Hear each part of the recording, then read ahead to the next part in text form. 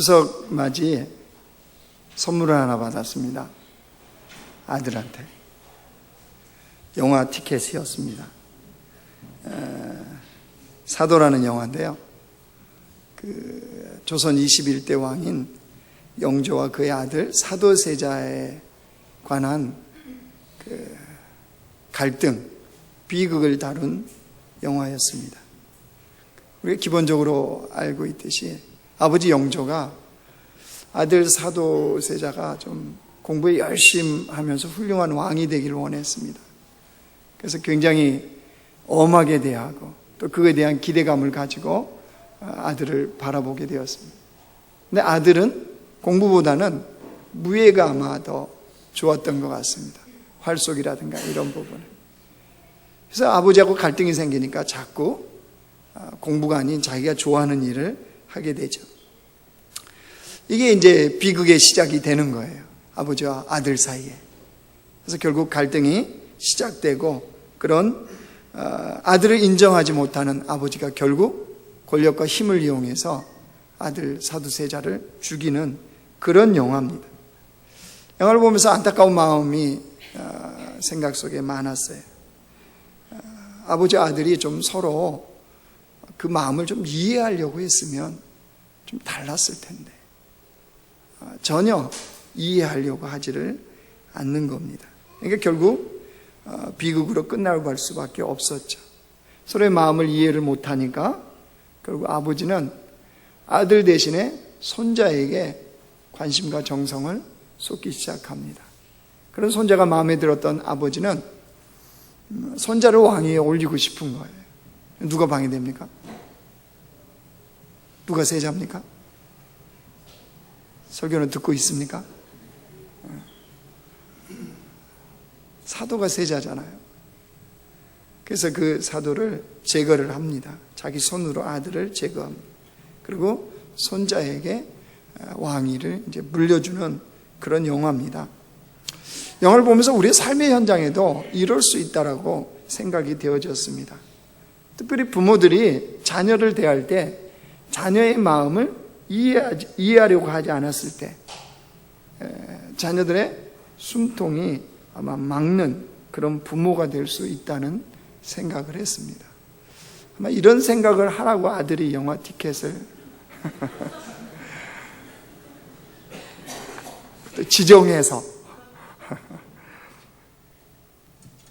시험을 보면 항상 50점 이하를 받은 아들이 있었답니다. 이 아들이 아버지를 기쁘게 해드리려고요 열심히 공부를 했답니다. 그래서 드디어 시험을 보고 점수를 받았는데 90점을 받았대요. 그래서 아빠한테 보여줬더니 아빠가 그러더랍니다. 그래, 이제 다 왔어. 조금만 더 해서 다음에는 100점을 받아오자. 아들은 착했습니다. 아빠의 그 말에 순종하고 더 열심히 공부를 했답니다. 드디어 아들이 100점을 받아온 날이 있었습니다. 그러자 아빠가 100점을 보더니 그렇게 얘기하더랍니다. 방심하지 마. 이제부터가 중요해. 아빠는 방심하는 거 제일 싫어해. 지금부터야.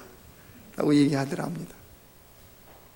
우리의 모습은 조금 다를 수는 있어도 우리 안에는 그런 욕심이 있지 않습니까? 아예 본래의 그 모습을 인정하거나 격려하는 대신에 내가 원하는, 부모가 원하는 아이를 키우고 싶어 합니다. 그런 아이로 만들려고 하는 거예요. 이게 우리 안에 있는 욕심이에요, 욕심. 근데 그 욕심이 결국 비극을 초래하는 거예요. 이런 영화를 생각하면서 하나님 아버지의 마음은 어떤 마음이실까? 이런 생각을 했습니다. 우리를 향하신 하나님의 아버지의 마음. 그 마음을 이해해야 되는데 이해하지 못했을 때 우리에게 생기는 아픔과 상처도 있겠구나. 사도세자가 굉장히 많은 아픔과 상처를 가지고 죽지 않습니까? 그럼 영화에서는 그러더라고요. 아버지를 하도 그래서 칼로 제거하려고 아들이 갔다가 뭐 이렇게 보고 손자하고 대화하는 걸 보고 이제 칼을 내려놓게 되던데 어쨌든 그렇게 아픔과 상처로 그러니까 아버지의 마음을 이해 못하니까 아들 입장에서는 아픔과 상처로만 고스란히 남을 수가 있더라는 거예요. 여러분 우리가 하나님의 백성인데 하나님은 자기 백성을 어떻게 만들어가고 싶어 하실까요? 하나님은 자기의 백성이 오늘 말씀처럼 부족함이 없는 백성으로 세우고 싶어 하세요. 그게 하나님의 마음이에요. 하나님 아버지의 마음입니다. 그래서 하나님은 그 계획을 진행해 가세요. 그 일을 진행해 가시는데 정작 그 마음을 깨닫지 못하면 어떻게 됩니까?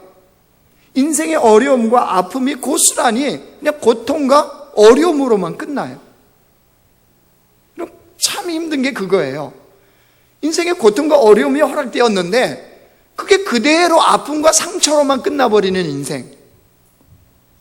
그러니까 하나님의 아버지의 마음을 깨닫지 못하면 인생의 어려움을 만나면 그렇게 끝나버리더라는 거예요. 오늘 하나님 아버지의 마음이요, 여러분 4절 말씀 보세요. 주님, 우리 인생이 이렇게 되기를 원하세요. 4절 같이 읽어요. 시작. 인내를 온전히 이루라.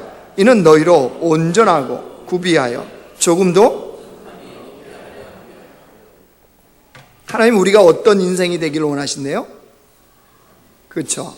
온전하고 구비하여 조금도 부족함이 없는 그런 인생을 만드시는 것, 그런 인생을 세워가는 것, 이것이 아버지 하나님의 마음이고 목적이라는 거예요. 그러면 부족함이 없는 인생, 이게 뭘까요? 그냥 말로 들으면 굉장히 근사해 보이지 않습니까? 부족함이 없다. 그것도 조금도 부족함이 없게 하려 함이라 그랬어요. 정말 근사한 인생인데 이 부족함이 없다는 게 무슨 뜻이냔 말이에요. 우리가 생각하는 내 삶에 내가 원하는 모든 것이 채워져서 부족함이 없는 이런 상태를 말할까요? 어떠세요? 그런 것 같습니까? 할렐루야 찬양대 한 주 쉬더니 그냥 마음줄을 놓으셨습니까? 우리가 생각하는 그런 부족함이 없는 상태를 말할까요? 아닙니다. 주님이 말씀하시는 조금도 부족함이 없게 하려 함이라 라고 하는 것은 우리가 생각하는 그것이 아닙니다. 여기서 말하는 부족함이 없다는 것은 뭐냐? 하나님의 사람으로 성숙시켜 간다는 거예요. 하나님의 뜻을 온전히 성취해가는 사람으로 세우겠다는 거예요. 이게 하나님의 마음이고 하나님의 목적입니다. 여러분, 이게 왜 중요할까요? 도대체 왜 이게 중요할까요? 여러분, 많은 사람들이 인생의 목적을 엉뚱한 데 둡니다. 행복의 기준을 잠깐이면 사라질 것에 행복의 기준을 두고 살아갑니다. 그러다 보니까 자기가 원하는 목적이 달성이 안 되거든요. 여러분, 세상이 만만치 않죠? 세상이 오락오락합니까? 우리가 원하는 대로 되어집니까? 우리 힘과 능력으로 다 되어지던가요? 안 되어지거든요. 그때 좌절을 합니다. 행복의 기준을 딱 세워놨는데 행복하지 않거든요. 여러분, 얼굴 1억 받으면 행복해지겠죠? 한 달에. 아이고, 목사님 조보기만 해보세요. 일단 받아보고 결정하겠다. 그거 아세요, 여러분? 사람들의 마음의 심리가 일정 금액 이상 올라가면요 결코 행복하지 않다. 더 원한답니다. 더 뭔가 갈급한. 근데 그 액수가 많잖아요. 100 누가 해놓은 게 있더라고요. 100 얼마라든가 뭐라든가. 그러니까 자신의 삶에 먹고 사는 게 해결되면 그다음부터 이제 욕심이 채워지기 시작하기 때문에 점점 많아지면 많을수록 행복으로부터 멀어진다는 거예요. 이게 사람이에요. 그러다 보니까 이제 어디에 딱 도달되냐 그러면요, 안 되는구나. 내가 원하는 행복은 이 땅에서 이룰 수 없구나. 내가 원하는 목적은 이 땅에서 성취가 안 되는구나. 이 판단이 딱 되어지면 사람들이 삶의 끈을 놓습니다. 우리나라 하루 평균 자살 인원수가 몇 명인지 아십니까? 하루에 하루 평균. 놀라지 마십시오. 39명입니다. 39명. 39명이 스스로 목숨을 끊습니다, 지금. 왜일까요, 이 사람들은? 왜 이런 안타까운 일을 이 사람들은 벌일까요? 자신이 더 이상 살만한 가치가 없다고 판단하기 때문입니다. 해도 도저히 안 될 것 같은. 그래서 포기할 수밖에 없는 그런 결론을 내리는 것이 결국 자살한 사람들입니다. 근데 모세도요, 그런 환경에 처했던 적이 있습니다. 근데 모세는 죽지 않았거든요. 그럼 모세가 40세까지는 정말 세상적으로 말하면 잘 나갔잖아요. 애굽의 왕자였습니다. 왕자. 애굽의 왕자의 자리에 있는 모세는 자기가 히브리인이라는 것을 결코 잊어버리지 않았어요. 그래서 자신의 조국, 자신의 백성이 늘 가슴에 살아 있었어요. 그래서 어느 날 어떻게 합니까? 자신이 가진 위치, 지위, 힘으로, 자기 힘으로 하려고 나섰습니다. 어떻게 됐습니까? 살인자가 되었습니다. 그리고 도망을 칩니다. 광야로 도망쳤던 시간이 40년이 지납니다. 40년. 장인 이드로의 양을 치면서 광야 40년 동안 생활을 합니다. 모세 나이 어느덧 80세가 되었습니다. 모세 나이 80세가 되었다는 것은 그야말로 아무것도 할 수 없는 그런 인생의 시점이 되어버렸다는 거예요. 세상의 기준으로 보면 실패로 마감해야 될 모세, 세상 사람들의 기준으로 보면 목숨을 끊어야 될 것 같은 모세였습니다. 근데 그런 80세 어느 날 모세가 신기한 광경을 하나 봅니다. 광야에 가시떨기 나무에 불이 붙었는데 꺼지지 않는 거예요. 40년 광야 생활했던 모세는 언제나 많은 것들을 보았습니다. 무엇을요? 가시떨기 나무에 불이 붙은 거를. 광야의 그 건조한 곳에는 가시떨기 나무가 언제든지 불이 붙는 걸 봤어요. 근데 그때 불은 타면 바로 꺼졌습니다. 그런데 지금의 불은 다른 거예요. 불이 붙었는데 안 꺼지는 거예요. 떨기나무에 왜 불이 붙었는데 안 꺼집니까? 하나님의 임재가 있는 불이었거든요. 여러분, 그러면 우리는 여기서 성경을 보면서 질문을 해볼 수 있어요. 왜 하나님이 모세 앞에 나타나시는데 가시떨기나무에 꺼지지 않는 불로 나타나시냔 말이에요. 왜 하나님께서 80세 모세를 부르시는데 왜 꺼지지 않는 불로 모세를 부르시냔 말이에요. 이유가 뭘까요? 꺼졌던 불이 누구라는 거예요? 누구라는 겁니까? 모세죠, 모세. 자신의 힘, 자신의 가능성, 그걸로 했을 때는 광야에서 떨기나무가 불이 붙었는데 그만 꺼져버리는 그 모습은 모세 자신이었다는 거예요. 그렇게 됐더니 되었어요? 안 되었죠. 살인자일 뿐이었죠. 도망자일 뿐이었죠. 인생 나락에 이제 다 끝을 맺어야 되는 그런 상황으로 몰려버릴 수밖에 없는, 그것이 모세 스스로 타고자 했을 때 그 모습이었다는 거예요. 하나님이 가시떨기 나무에서 모세를 부르는 이유가 뭐겠어요? 이제 네 힘, 네 가능성으로 하는 게 아니다. 하나님의 힘으로, 하나님의 능력으로 하는 거다. 그러면 꺼지지 않는 불이 된다는 거예요. 그러면 된다는 거예요. 하나님은 그렇게 모세를 부르세요. 광야의 실패자로 끝날 것 같던 인생을 하나님의 전혀 다른 새로운 차원으로 주님은 이끌어 오시는 거예요. 그래서 모세가 조금도 부족함이 없는 인생, 무슨 말입니까? 하나님의 사람으로 성숙된 모세, 자신의 뜻이 아니라 하나님의 뜻을 성취하는 모세로 하나님은 세우셨다는 사실입니다. 자, 이것이 하나님께서 우리 인생에 행하시는 모습들이에요. 근데 그렇게 부족함이 없는 인생, 하나님의 사람으로 성숙되어지게 하기 위해서 주님은 작업을 하십니다. 우리 인생에. 이거를 기억하는 게 중요해요. 조금도 부족함이 없게 하는 것은 주님이 하실 거예요. 그죠? 주님이 반드시 하세요. 그런데 그것을 위해서는 주님이 작업을 하세요. 이거를 들으셔야 해요, 여러분. 깨어나십시오. 깨어나세요. 지금 이 음성을 들으셔야 돼요. 예? 지금 목사님 깨어 있어요. 똑바로 설교하세요. 그러지 마시고. 주님이 어떤 작업을 하시냐? 자, 2절 보세요. 2절.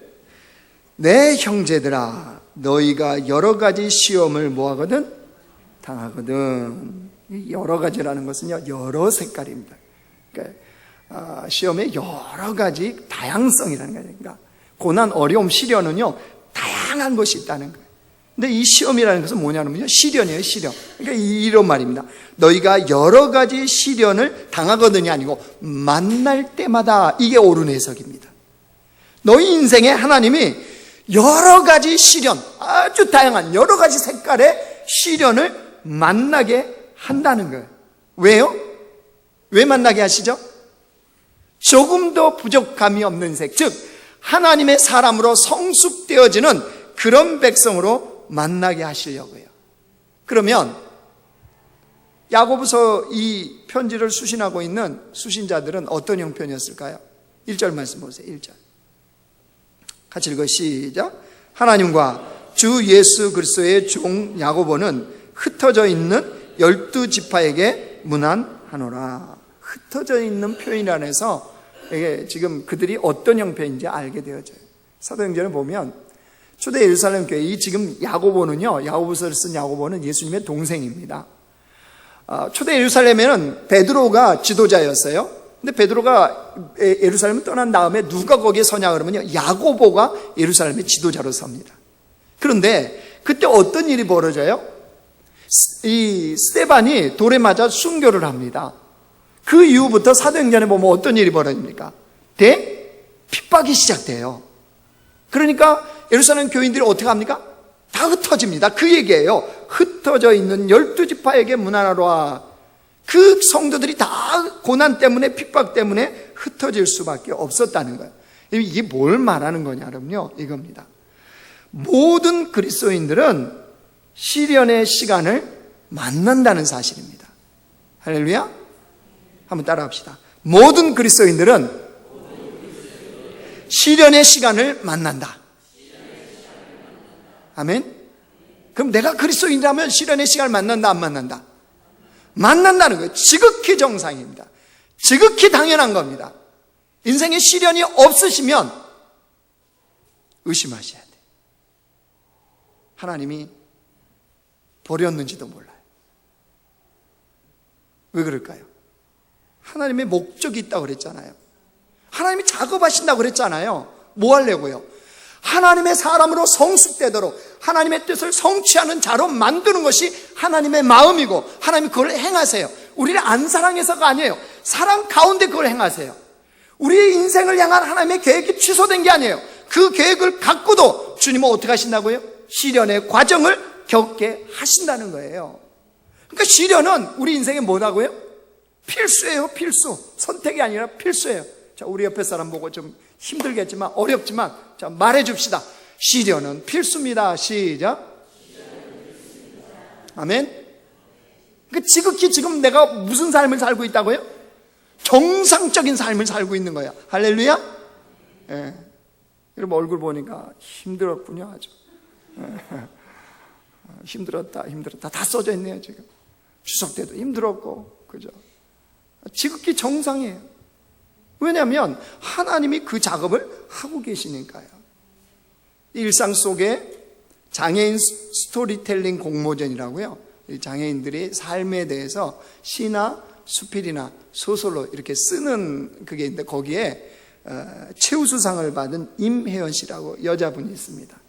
제목이 뭐였냐 그러면요, 수필을 쓰는데 이분은 우리 부부가 살아온 17년이라는 제목의 수필을 써서 최우수상을 받았는데, 스토리가 이거예요. 이런 내용이에요.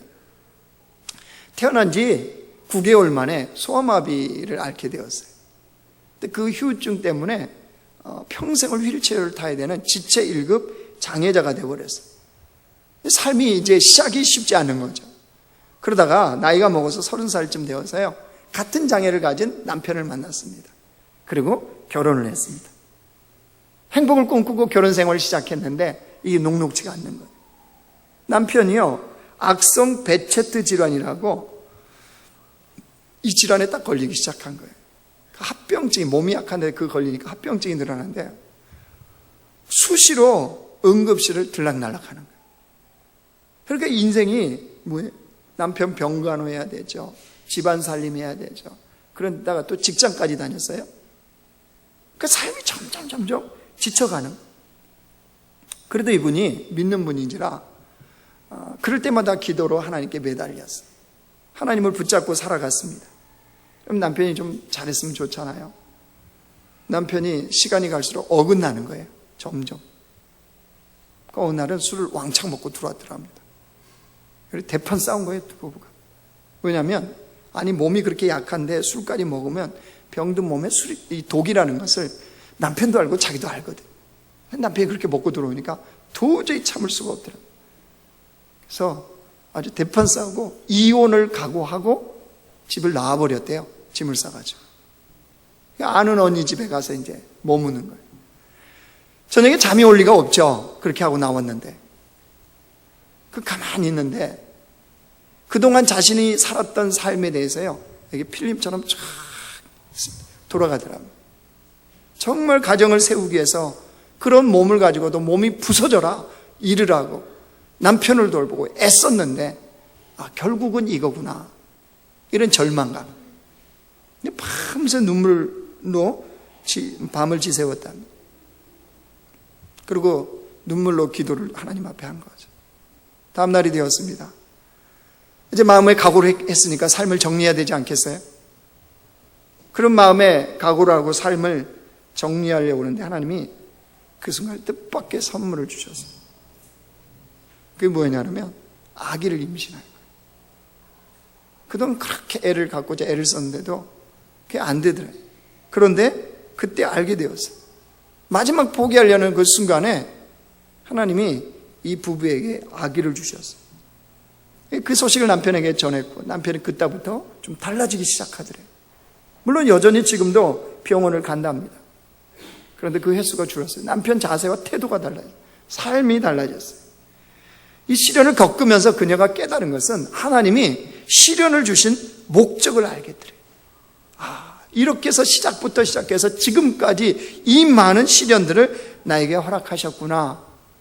그래서 그녀가 지금 뭘 하는 줄 아세요? 하나님은 그 목적을 깨닫고 중증 장애인들 자립생활을 돕는 그런 자가 되려고요. 그런 일을 하려고 공부를 하기 시작했어요. 하나님의 목적이 여기 있구나. 이거를 알게 되었다는 거죠. 하나님의 목적이 뭐라고요? 시련을 통해서 우리를 뭐 하신다고요?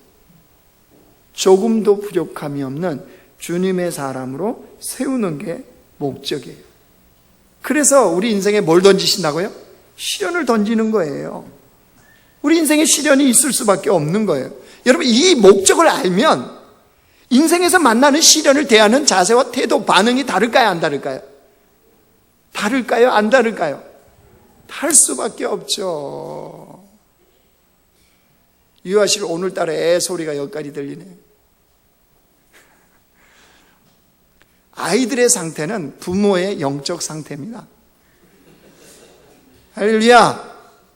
맞죠? 유아실 부모가 영적으로 산만하면 애가 막 싸돌아다닐 거예요. 거기서. 근데 큰일 났다. 돌아다니지도 못하고. 아니 근데 연결돼 있어요. 이 목회하다 보면 알겠더라고요. 이 애를 이렇게 딱 쳐다보면 부모님이 어떤 분이시구나, 어떻게 지금 살고 계시구나, 이게 대충 알아져요. 여러분도 한번 봐보세요. 교회학교 아이들 보면. 자, 그러면 그렇게 시련을 알았다 그러면 어떻게 대하라는 거예요? 어떻게 그 시련에 대해서 우리가 어떤 자세, 어떤 태도, 어떤 반응을 하라는 거예요? 다시 2절 보세요. 내 형제들아, 너희가 여러 가지 시험을 당하거든 어떻게 하라고요? 온전히 기쁘게 여기라. 이는 너희의 믿음의 시련이 인내를 만들어내는 줄 너희가 알미라. 여기서 어떻게 하래요? 그러니까 온전히 뭐 하래요? 기쁘게 여기래요. 기쁘게 여기라. 그 시련을 기쁘게 여기라는 거예요. 뭐 할 때마다, 시련을 만날 때마다. NLT 성경에서는 이 기쁘게 여기라는 단어를 뭘로 번역했냐면요, 기뻐할 기회이다. 네 인생에서 시련은 기뻐할 기회이다, 이렇게 번역을 했어요. 잘했죠? 근데 유진 피터스는요, 메시지 성경에서 이렇게 번역을 했더라고요. 하나님의 선물로 여기라. 시련은 뭐라고요? 별로 안 기쁘세요? 선물이? 하나님이 주신 것인데, 하나님이 주신 것은 버릴 것이 있다 없다? 없어요. 없어. 지금 당하고 있는 그 시련 솔직히 버리고 싶죠. 그런데 버려서는 된다 안 된다? 안 된다는 거예요. 왜? 선물이니까. 선물. 그러니까 인생에서 만나는 시련을 이 차원에서 볼 줄 알아야 된다는 거예요. 여러분, 그것이 믿음이고 그것이 성숙한 사람이에요. 영적으로 성숙하다, 하나님과 친밀하다, 다른 것이 아니에요. 하나님이 인생에 허락한 것을 어떤 관점으로 볼 수 있느냐, 하나님의 사람으로 성숙되어져 간다는 건 바로 그겁니다. 인생에서 자기가 만나는 그 시련을, 아하, 하나님의 선물이구나. 그래서 여러분, 제가 이 설교를 준비하면서 그 메시지 성경을 이렇게 봐봤어요. 이 본문을 어떻게 해서, 제가 볼 때 탁월하게 해석해놨어요, 유진 피터슨이. 지금 우리 2절부터 4절까지 봤잖아요. 유진 피터슨이 이렇게 해석을 합니다. 오늘 보면 3절에 보면 믿음의 시련이 뭐를 만들어낸다고 그랬어요? 인내를 만들어낸다고 그랬죠. 그래서 인내를 온전히 이루라 이랬잖아요. 이렇게 해석을 해놨어요. 시련을 성급하게 벗어나려고 하지 말라. 왜요? 인내해야 되니까. 시련을 성급하게 벗어나려고 하지 말고 충분히 참고 견뎌라. 하나님, 시련 빨리 지나가게 해주세요. 이렇게 하라 말라. 하지 말라는 거예요. 별로 마음에 안 드시죠? 그런데 어떻게 하라고요? 시련을 만나거든 성급하게 벗어나려고 하지 말라. 참고 견뎌라. 은혜, 충분히 참고 견뎌라. 이렇게 해석해놨어요. 왜냐하면 시련을 겪을수록 우리 자신의 믿음 생활의 실체가 보이기 때문이다. 시련을 만나면 우리의 믿음의 실체가 드러납니까? 안 드러납니까? 드러납니다. 여러분, 일이 잘 되어지고 잘 풀려갈 때는 그건 나의 믿음이 아닙니다. 일이 정말로 안 되어지고 힘들 때 나타내는 반응을 보면 그게 누구의 믿음이에요? 나의 믿음이에요. 그 시련이 그거를 보여준다는 거예요. 유아실? 애 낳기 전에 그 처녀 때 여러분의 신앙은 온전한 게 아니야. 애 낳고 지금 밖에도 못 나가고, 아이고 영화 봤다 그러면 막 승질 나죠? 왜요?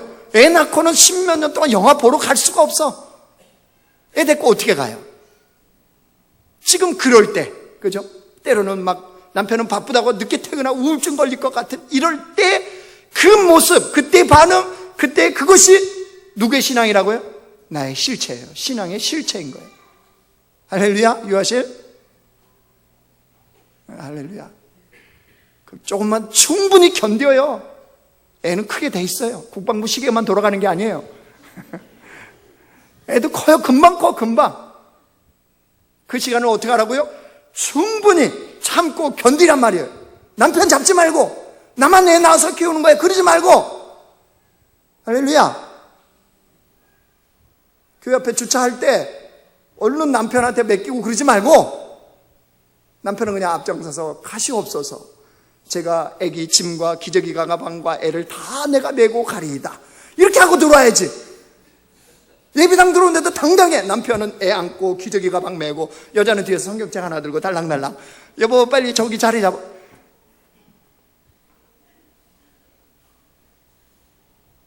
저희 어머니가 보셨으면 큰일 났어요. 무슨 핵심이 뭔 말인지 아시겠죠? 충분히 참고 견디는 거예요.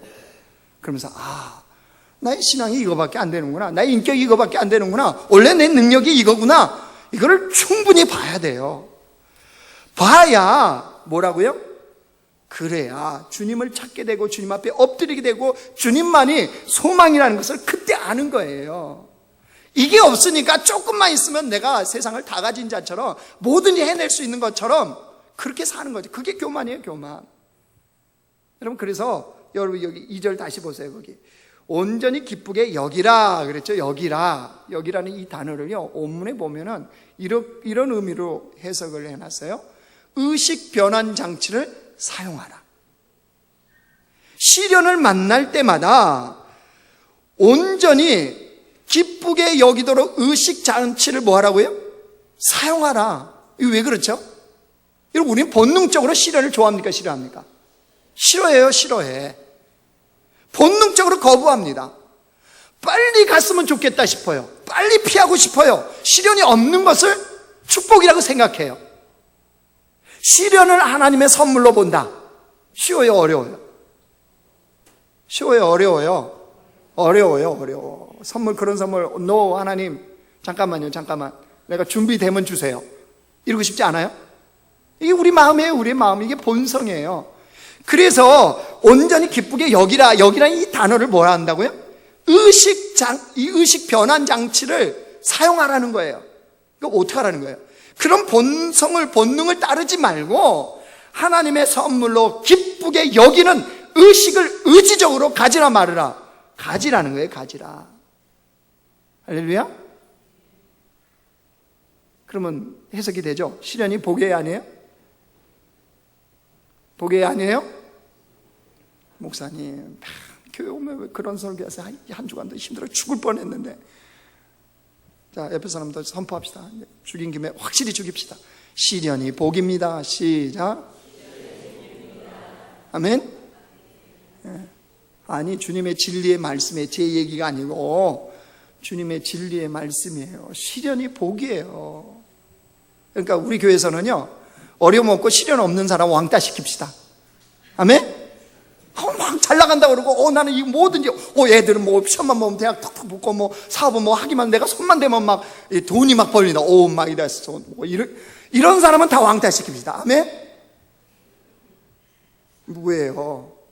어려우면 주님이 사랑하시는군요. 증거예요. 이러면서. 그죠? 내가 일이 왜 이렇게 안 풀린지 모르겠어요. 하나님이 그렇게 지금 인도해 가세요. 할렐루야. 이러면서. 아멘? 아니, 목사는 그러지 않은데 왜 성도들은 어떻게? 왜요? 하나님의 말씀이 맞잖아요. 그게 우리 인생에서 하나님이 행하시는 거잖아요.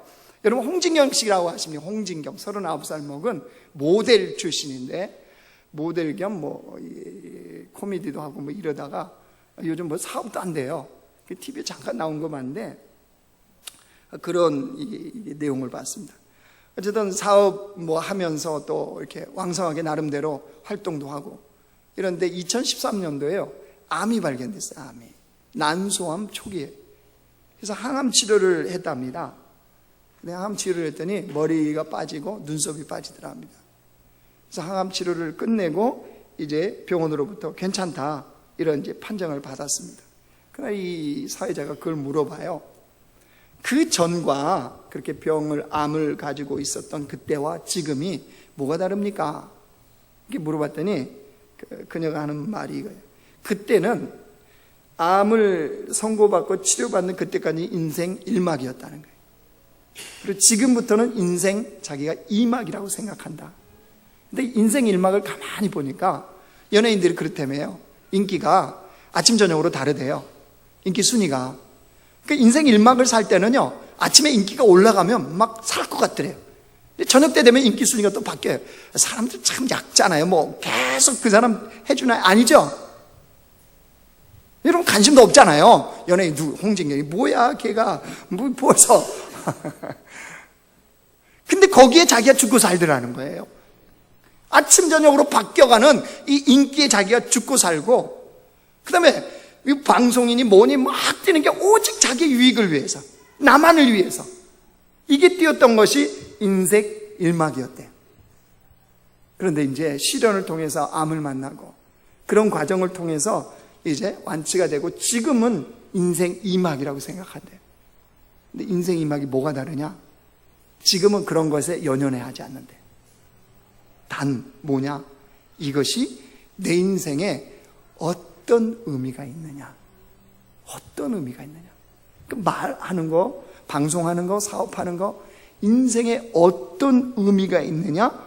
그것으로 자기가 생각을 두고 관점을 두고 그렇게 살아간다는 거예요. 그 말하는 거 보니까 39살인데 참 성숙해 보이잖아요. 그래서 제가 인터넷 검색을 해봤잖아요. 뭐를요? 배경이 뭔지 보자. 그래서 추적 조사한 게 아니고 종교가 뭔지 보자. 종교가 이게 천주교더라고요. 천주교. 그러니까 이 하나님에 대한 배경이 있는 거예요. 그래서 저렇게, 여러분 39살이 이렇게 말하면 성숙한 거 아니에요? 뭐가 이렇게 만들었을까요? 시련이죠, 시련. 암이라는 시련이 그걸 보게 만든 거예요. 그래서 이제는 인생의 의미를 따라, 가치를 따라 살겠다는 거예요. 인기에 연연하거나 무슨 돈에 의해서 연연한 인생이 아니라 인생에 하나님이 부여해 주신 가치, 그 의미를 따라 인생을 살아가겠다. 얼마나, 그러고 딱 보니까는 더 이뻐 보이더라고요. 자, 말씀을 이제 정리하겠습니다. 여러분, 우리 인생에는 여러 시험을 만납니다. 여러분 꼭 기억하세요. 여러 시험을 만나, 시련을 만나. 지금 경험하고 있는 것 지나도 또 만납니다. 우리는 어쩌면 이 땅에 죽는 순간까지 수많은 시련들을 만날 겁니다. 여러분, 그때 우리가 기억합시다. 우리의 의식 변환 장치를 사용합시다. 스위치를 눌러야 돼요. 이것이 하나님의 선물이다. 내가 주님 안에서 기뻐할 기회이다. 이 시련을 통해서 나의 인생에 놀라운 가치를 만들 수 있는 그런 기회임을 우리의 의식 장치에 스위치를 눌러서 보기 시작해야 되는 거예요. 그래야 여호와의 복으로 보여요. 시련이 여호와의 복으로 보여야 우리의 신앙이 온전해지는 거예요. 그게 아니고 세상과 똑같이 눈에 보이는 현상, 일이 잘 되어지고 사업이 잘 되어지고 뭔가 물질이 부어지는 것을 늘 복으로만 여긴다면 우리 신앙은요, 가벼운 신앙이에요. 헛된 신앙이에요. 그걸로는 하나님의 나라를 세워갈 수가 없어요. 하나님은 결코 그렇게 해서 만들어가지 않습니다. 그렇기 때문에 우리의 의식 장치를 눌러서 어떻게 해야 된다고요? 그 시련을 통해서 하나님이 나를 어떻게 하신다고요? 하나님의 사람으로 성숙되도록 세워가는 작업. 하나님이 나를 향한 그 마음이 지금 진행되고 있구나. 하나님이 그 마음을 지금 나에게 드러내고 있구나. 이렇게 우리가 뭐 해야 된다고요? 깨달아야 돼. 의식 장치를 눌러야 돼. 그리고 여러분 좀 무모함이 많지, 그런 기도합시다. 하나님, 이 시련이 빨리 지나가지 않게 해주세요. 예? 충분히 나를 다루어 주세요. 이 시련으로 하나님께서 보시는 그 분량에 이르도록 충분히 나를 다루어 주세요. 예, 힘듭니다. 어렵습니다. 저도 솔직히 자신이 없어요. 빨리 지나갔으면 좋아하지, 이러면 그게 머물러서 나를 충분히 다룬다, 그거 원치 않아요. 근데 주님의 진리는 뭐예요? 그걸 통해서 우리는 하나님의 뜻을 성취하는 사람으로 만들어가니까, 하나님의 사람으로 성숙되도록 하나님 이끌어 가시니까 어떻게 해야 돼요? 의식적으로 내 변환 장치를 눌러서 어떻게 해요? 하나님, 나를 충분히 다뤄주세요. 이 시간 속에서 나를 충분히 다루셔서 주님께서 원하시는 그런 분량에 이르도록 하나님 이끌어 가세요. 이렇게 내어 맡기고 기도하고 그런 삶의 반응을 나타내는 자가 어떤 자라고요? 믿음 있는 자예요. 그런 자를 통해서 하나님은 주님의 나라를 만들어 가세요. 예수님이 보여주시잖아요. 고난의 십자가, 예수님도 본능적으로 피하고 싶으셨겠죠. 겟세마네 동산의 기도가 그거 아닙니까? 아버지여, 할 수만 있다면 이 잔이 내게서 옮겨지게 해달라. 그게 무슨 말입니까? 너무 고통스럽고 너무 모욕과 치욕이 있는 십자가이기 때문에 피하고 싶은 마음이 있죠. 그러나 주님 뭐라고 했어요? 나의 뜻대로 마시고 나의 온대로 마시고 아버지의 뜻대로 되기를 원합니다. 왜 그렇죠? 그것이 생명의 길이요, 그것이 구원의 길이요, 그것이 하나님이 예비하신 길이라는 것을 예수님은 아셨기 때문에 십자가에서 어떻게 하셨습니까? 죽기까지 참아 견뎌내셨습니다. 우리도 그 길을 가야 되지 않겠습니까? 우리가 그리스도인이라며요. 그리스도인, 주님을 따르는 자라며요. 하나님을 아버지로 모신 자들이라며요. 그러면 그 길을 가야죠. 시련은 마땅한 거예요. 시련 있는 것 당연한 겁니다. 하나님은 그걸 통해서 우리를 부족함이 없는 자로 날마다 세워가시는 작업을 하기 때문입니다. 그러면 시련을 만나거든 충분히 참아 견딥시다. 회피하지 맙시다. 도망치지 맙시다. 나의 믿음의 실체를 확인하면서 아하, 주님이 계셔야 되는구나, 주님이 은혜 베푸셔야 되는구나, 주님이 도와주셔야 되는구나, 나는 주님을 붙잡고 살아갈 수밖에 없구나, 이런 것을 더 철저하게 깨닫는 시간이라면 여러분 그 무엇과 바꿀 수 없는 은혜의 시간이 되지 않겠습니까? 시련이 그 무엇과도 바꿀 수 없는 가치 있는, 값어치 있는 시련이 되지 않겠습니까? 여러분, 남자교회 공동체 모든 구성원들은 바로 시련을 그렇게 볼 수 있는 백성들 되시고, 또 그렇게 시련을 맞이하는 하나님 백성들 되시게 주님의 이름으로 축원합니다.